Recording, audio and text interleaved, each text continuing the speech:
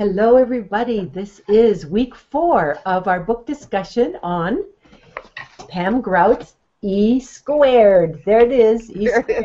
We've been having a fun book discussion, considering a whole lot of interesting ideas and experiences. Not just ideas, but mostly experiences, because that's what this book is organized around. Is she offers 9 experiments and 9 experiences for us to have to really get that who we are, how we are, what we think, the structure of our thought process, all of that is what creates the experiences that we have, especially the attitudes and what we bring to any experience. So we've looked at the dude abides, which is looking at and experiencing this field of potentiality all around us.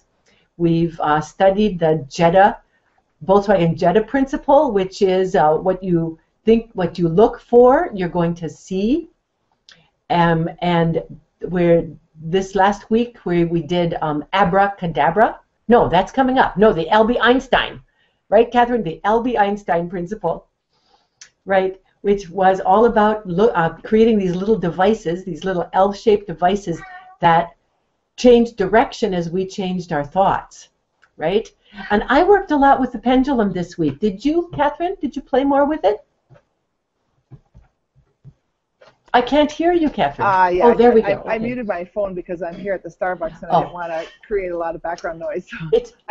It's just all, it's just all life. That's all it is, Catherine. Exactly. So, wherever we are, yeah. Right. I did use that a lot. And actually, I was using it yesterday when we were at the Lambeau Field, and a friend of ours had done a brick for her dad at the Lambeau Field. You know, you could buy a brick and then have it inserted there. And so anyway, I was using my pendulum because we couldn't find the brick.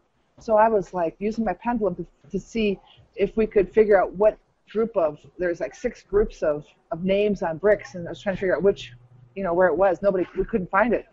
So anyway, I was using my pendulum to find out where it was. And sure enough, we found the right group. And then we had to I'm like, is it left? Is it right? So it was fun. So I used it yesterday, but yeah, I try to think about using it every day. But I'm just really feeling like I'm trusting my inner knowing more as a result of using this book, or reading this book. Yes, trusting our inner knowing, and these tools and these experiments are a good doorway for us to expand our trust in ourselves and our trust in our inner knowing, and the trust in that we are connected to this field. And we can consciously connect at any given time. All the time. Yes. I think that's the biggest takeaway for me from this book. Is I can access it anytime I want. Yes. Yes. Anytime we want is absolutely true. I had an experience of, I'm doing a big project this week. I'm having a lot of people come to an event for 4 days. And I'm coordinating it all, so I'm in detail week. Everything, it's got to come together. And I'm supplying, food and snacks for the breaks that we have. Well, I heard about a great orchard that has very great apples at a very reasonable price. I don't know if you've been to the supermarket lately, but apples are quite high a pound. Right. Like, $2, $3 a pound. And I'm going, I need apples for 44 people for 4 days. Oh! That's a lot of apples. So somebody said to me, there's an orchard not too far from your house, and they've got very reasonably priced apples, and the apples are fabulous. So I didn't know when I was going to get out there, or if I could. I didn't know if I had any time. And I had a window of time yesterday afternoon, so I said, I'm going to go. I had the directions. I got in the car. I found it immediately. It's less than 15 minutes from my house. Fun. Out in the country. Perfect. And I get in there, and here's all these apples, and they're like $1.25 a pound. Versus, I had just checked at my local supermarket where I get a lot of good things, and they have great fruit there. They were all over $1.75 or $2 a pound there. Wow. I went, $1.25. Well, I want to taste these apples. Yeah. So I said to the clerk, I said, could I taste an apple here? She said, absolutely. So she cuts it, And these apples are to die for. Oh, fun. So I started filling a bag, and she said, well, what do you need? And I said, well, I need apples for 40 people. And for 4 days. And she said, well, why don't you take a bushel for $40? So I got over 100 apples. Oh my God. Oh my for God. a whole lot less money than I ever imagined. Oh my God. And they are delicious. And I made this great contact at an orchard not very far from here. That's perfect. Yeah. There it was. There Love it was. It. Yeah. Yeah. Love yeah. that. Yeah, I do too. I loved it. It was great. And then along with, right after that, my granddaughters were coming, so we had an apple washing party on my kitchen floor. Oh I put in a big bowl on the floor, and I put towels out, and we washed all the apples, and we had a great time. You know, I think it's easy to dismiss those kinds of events. At least it has been for me in the past, as sort of coincidenza. And now I'm taking those in and saying, these are not like coincidences. These are actually things that I've created. Yes. And that helps me deal more fully with the events that I want and the events I don't want, because I'm aware that I'm creating all these events that I don't want. Uh-huh. And I'm like, oh, I'm in charge of that. So I can choose something different. Yes. And in addition to this, Catherine, when I told the woman that somebody had told me this, out their orchard, and I didn't know about it, and you were so close to my house, she said, oh, who was that? So I told her. So not only had I found something that I wanted, but it was my hairstylist at my hair salon. So I got to say, oh, so-and-so, Kayla, at my hair salon, Sheer Design. So I got to pass on her name. Right. So there was all that connection, you know, that kind of wonderful network that we create, network of relationships. Yeah. Or the goodwill that we keep passing on. That's what can keep coming out of this. You know, that's the ripples that go out when you drop the stone in your water. Oh, absolutely. That's the piece that I think is not as at the forefront of my mind, but that happens in response or in addition to. That's fun. Exactly. Yeah. Exactly. Cool. So let's talk about the next chapter, the next experiment, which is the abracadabra experiment. And this one is really building on the first three. And actually, each of the experiments from here on out are going to build on these first three. So the abracadabra essentially is your thoughts can bring or attract material goods into your life. And as she says in the very second sentence of the chapter is, and what did I do that most of us do? I scoffed. You know.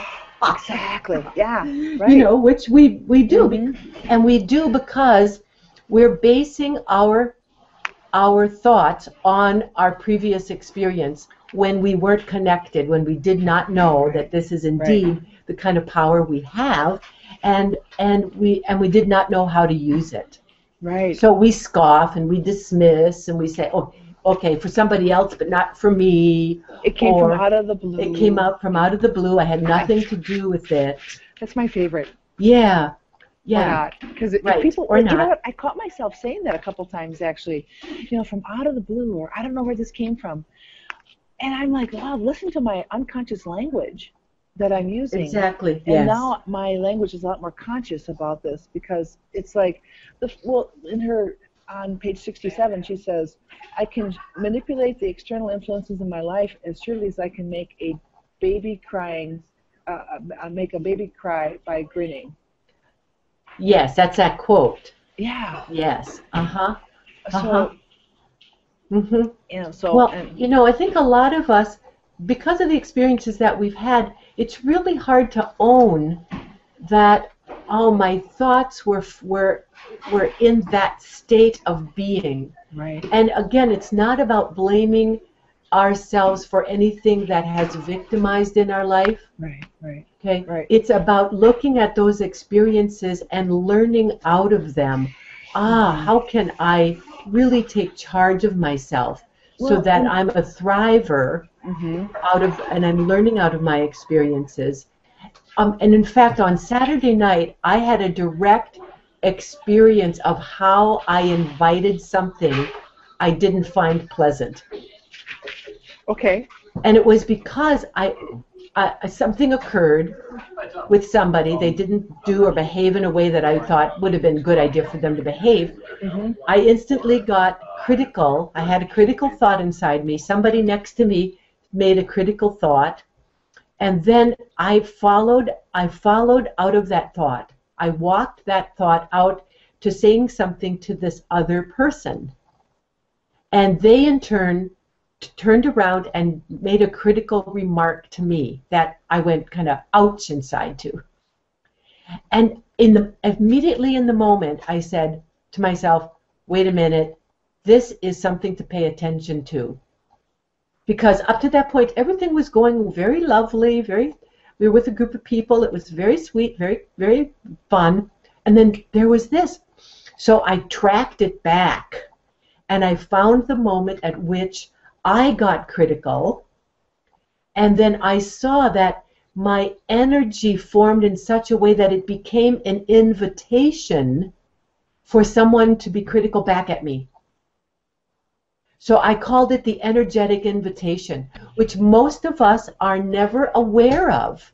Absolutely, Suzanne. That's exactly the thing that I think that's when we're starting to take responsibility for what we're putting out there. And then you see, like, you created that on some level. And, and that you became aware of that. And so therefore you had the power to shift that. And that's the cool thing. That's right. Yeah. Right. And that's empowering. And what shifted it was I was able to say to the person who I received a criticism back from, I was able to say to that person, here's what I just saw. Here's what I noticed. And here's how my own energy shaped around criticism, and it became an unconscious invitation.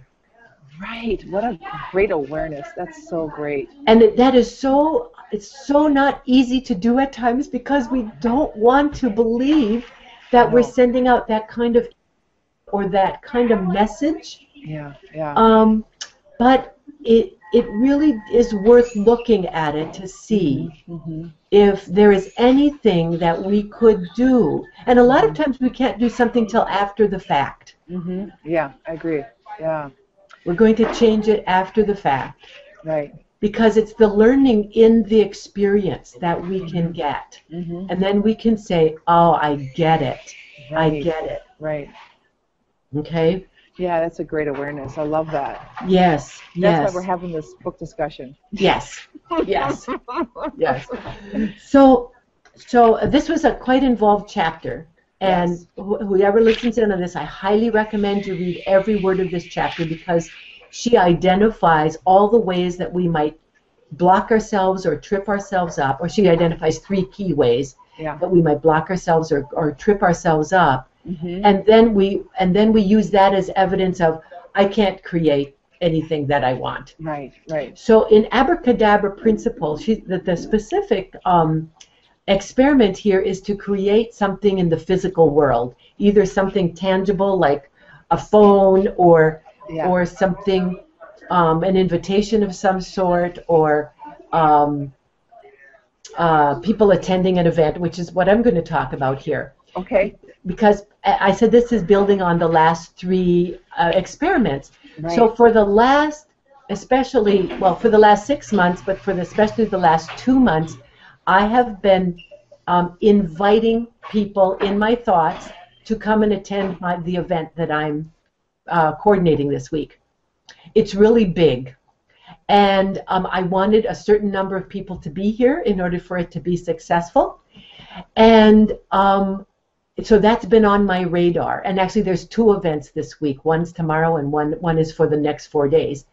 And so it's been really a big attention a seeker on my part. I've been putting a lot of thought to it. I've been doing a lot of details about it. Anyway, so in this chapter, she talks about when we ask for something, asking from the Aramaic, and I've not checked this out, so I don't have any reason not to believe her, but she said asking from the Aramaic, it means to stake your claim with something. right? To say, okay, this I know belongs in my life, so I'm staking my claim.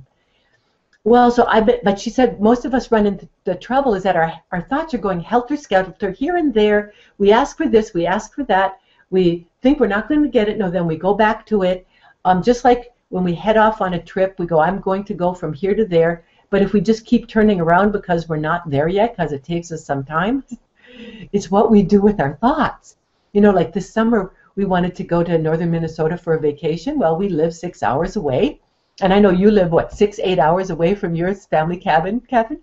So if we started out from our destination, but we got 2 hours out and said, we're not there yet. Okay, we're never going to get there. Nope, not going to happen. We go, wait a minute. I know that it's 6 hours out. I have to travel at least 6 hours before, you know, in the direction with the right map before I go, this isn't working. Well, oftentimes, the map that we're often using is we go, well, I get this far, then, oh, no, I'm going to go over here. Oh, no, I'm going to go over there. Oh, wait a minute, I'm going to go back over there. Oh, no, I'm going to go over there. Well, what I learned about my own manifestation is that I've really been focusing on these events this week, manifesting the numbers of people, the details that I need to do, you know, like the apples I wanted to provide people with, and you know, that sort of thing. I've really been working at that. Well, I've also been kind of dropping in little, sometimes not so little, going, I need this, I need that, I want this, I want that, and they've not been showing up. And I've been going, maybe this doesn't work. You know, our thoughts go into doubt. Maybe it doesn't really happen, you know, right? The committee starts in, doesn't it? Right, absolutely. The doubter, yeah. The skeptic. I know. They all drop in. Well, in rereading this chapter, I got, my mind has been really focusing on this really big event this week. Right. And you know what? I've manifested all the people that I wanted there. I've manifested for tomorrow's event and for the rest of the week event. I've manifested it all. I've manifested a whole lot of stuff about it. It's running very smoothly. All the details are in place.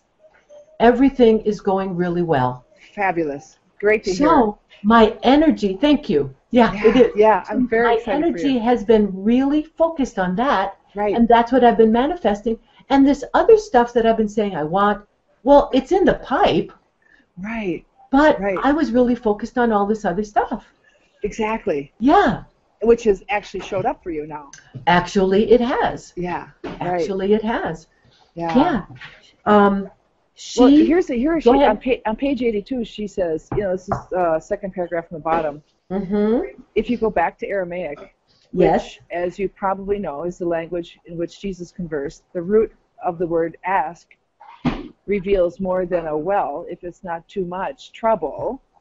Yes. If it's not too much trouble. Yes. Ask in Aramaic means a combination of a claim, that, as you were saying, as in that deed to the land is yours, and demand. And see, I think I have a problem with demand, but I'm okay with ask. But I think I like the stake the claim language better, you know, because to ask for something in prayer is something to lay hold of what's yours. You have the right and even the responsibility to command your life. Yes. That was the piece that shifted for me as well. Yes. So yes. So you're not like asking out of lack. You're not saying, you know, I'm asking this because I lack that. Yes. You're saying I'm laying claim to this, which I like. Or you are. Yes. You're not, you know, and demanding seems like it's a little over the top for me, you know. So. Well, we all have our own learnings around these concepts, and words like demand have been misused or, in a sense, abused. Yeah. In some way. So the deeper meaning, or the, you know, what's called the etiology of the word, the origin of the word, is lost in our cultural or in our familial way of using it. And so, you know, our own wiring around it can get very distorted. So we do need to find words that make the path much easier. So for anybody listening out there, if this word demand doesn't, you feel like it really kind of creates some edginess in you, let go of it. You know, don't push your way through it. It's going to cut you like a razor does. You know, find a word that, find the path for yourself. Yes. Yes. So there are a couple of paragraphs I want to point out here that I think are really important for people to pay attention to.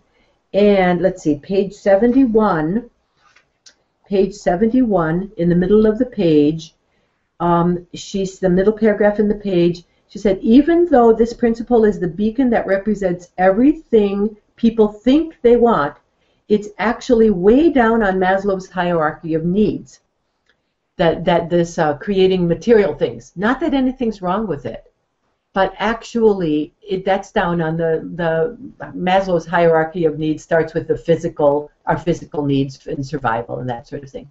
But as we move up in our development, we pay attention to what we really need as meaning in our life, values in our life, and a sense of being self-fulfilled. So it's actually down in Maslow's hierarchy of needs. It's only on the first, maybe second rung. You need to get this principle down, of course, so you can take your mind off of material worries. And so that you can know the truth about who you really are. But none of this stuff is what you really want.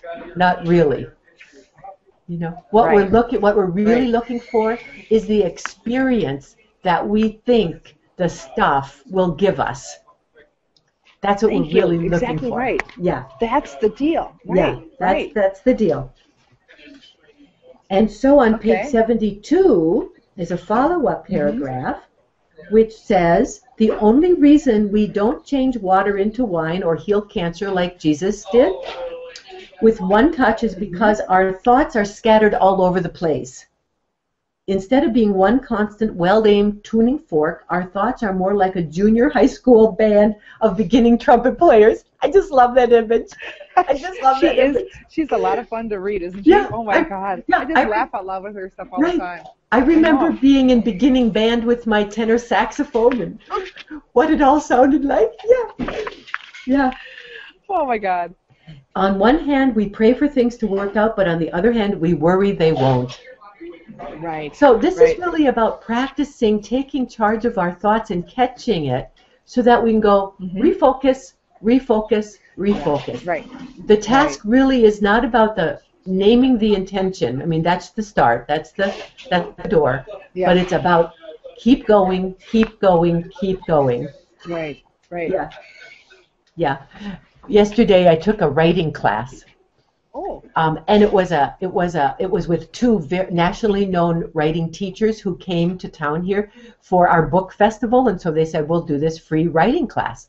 So we were supposed to sign up. Well, when I signed up, I was on the waiting list. I was the first on the waiting list, and I went, oh, I really wanted to go there, but okay. So I thought, well, I'm going to go down on at the time of the class and see if somebody didn't show up. Well, 3 days. Middle of last week, I got an email saying, you're in the class. Somebody's dropped out. You were the first on the list. You're in the class. I went, yes, I manifested that. Great. I'm so glad. So then get in the class, and a whole lot of people have shown up. So the class starts with the person introducing and says, if any of you in here are here and you have not registered, you have to leave now. And somebody said, you're kidding, right? And they said, no, we're not kidding, because this is limited size and the teachers have brought materials only for a certain number of people. So if you didn't sign up, you can't stay. So a group of people left, and I thought, what a perfect example. Now, again, that I'm thinking about it, people just assumed, they could come in, but they didn't plug in. And so they had to leave, while those of us who plugged in, we manifested it. And but what the people were told who had to leave was that one of the writing teachers, she'll be teaching again in a few weeks, and they can take the free class then. So they have an opportunity. Okay. So during this class, both of these teachers said, they always get asked by their writing students, how can I be a writer? I really want to be a writer. And their answer is, write. Right. The way you become a writer, is to write. And they said, you'd be surprised how many people want to be a writer but don't write. Well, that's why I took the class, is I want to write more, but I don't write regularly. Yeah. And this class was specifically for people who don't write regularly. Okay? It's the same principle. Like, if we want to, if we want these things, if we want to be more in charge of our life, if we want to know that we have more power in creating the experiences that we want, we have to practice. Exactly. There's nothing else about it. We have to practice. Yeah, absolutely. Yeah, yeah, yeah. Okay. Then on page 73, at the very last paragraph, your mind is very powerful. No matter how badly you disrespect the privilege, no matter how ineffectual you feel, every single thought produces a form on some level. Just because those thoughts are screwed up, and believe me, if you're human, at least some of your thoughts are screwed up. Yeah. Doesn't make them weak or ineffective. I think this is probably the most important point in this chapter, is that we have power. It's not that we don't have power. It's that we're not putting it to the use that we could be putting it to. Absolutely. Yeah. Yeah. Weak and ineffective at getting what you want, maybe, but never weak and ineffective. Yeah. Well, I think this speaks to the idea that stuff is not absolutely manifested in that moment. That's right. But that over time, stuff will. So your consistent thoughts, your consistent writing, your consistent practice of something is really what's forming your pathway to that greatness. Yes. Or to that. So if you're consistently aware of what you're putting out there. Yes. And you're consistently aware of manifesting things, then you're exercising that muscle. Yes. And I mean, it's a little bit like, I'm glad things aren't manifested right away, because when I have some thoughts that are not all that pleasant or not all that flattering, or, things, it's not that that's weak and ineffective. It's that I don't practice that thought often enough to make it, that negative, whatever it is, show up. Well, neuroscience and how we can take pictures of our brains now, and all the studies and the tools we have about looking at all of that clearly shows that the way we develop is we create neural pathways in our brain. So all of these thoughts, our brain is not a muscle, it's a neural pathway territory. It's really a map. And we create neural pathways with all these thoughts. So we struggle with it because, these old patterns of thoughts, they've been in place for a long time. So it's like a deep groove in a road, when you're trying to bicycle out of it. And you know how it is, you slip off, you get up off the groove and on the edge of it, and then you slip back into it. And then you keep getting out of it, and then you slip back in. But every time you practice getting out of it, you get better at getting out of it. And you create a new neural pathway in your brain for your new story, a new idea. It doesn't mean that we're never going to visit these old ideas, but it means that they get weaker and weaker. Yeah, and the more support you can get around having that new neural pathway, the stronger the better you're gonna feel about creating that. Yes. Yes. Okay. All right. Well, let's wrap up. Let's see. There's one other short paragraph, number 70 on page 74. If you want to know what you're really praying for, and she has that in quotes, take a look around your life. You'll see your innermost thoughts, the real desires of your heart, the prayers no one knows about you but you. So, so there's more, but let's look at the actual experiment. Oh my God. Okay. Let's look at the experiment. Okay. The experiment is whatever you focus on expands, is the idea. I can pull things out of thin air. I'm sorry about that.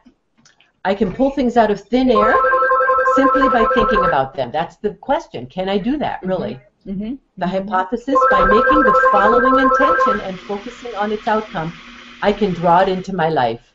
So then you write down your intention and you work with it for 48 hours and see what you come up with. Okay? All right. So we'll talk about this experiment next week then. Next week. Yay. Yay. So as far always, we are, yes, wait a second. So far we are on we finished chapter 4 up to page 87. 87. So we're going Right. on to the next chapter and the experiment next week. But focus on abracadabra. The following week is the Dear Abby principle. Yeah, perfect. All Perfect. right, Suzanne. Fabulous. Okay. Thanks so much. Great discussion, Okay. Catherine. Great, absolutely. Okay. Take care. Bye. Bye. All right, bye-bye.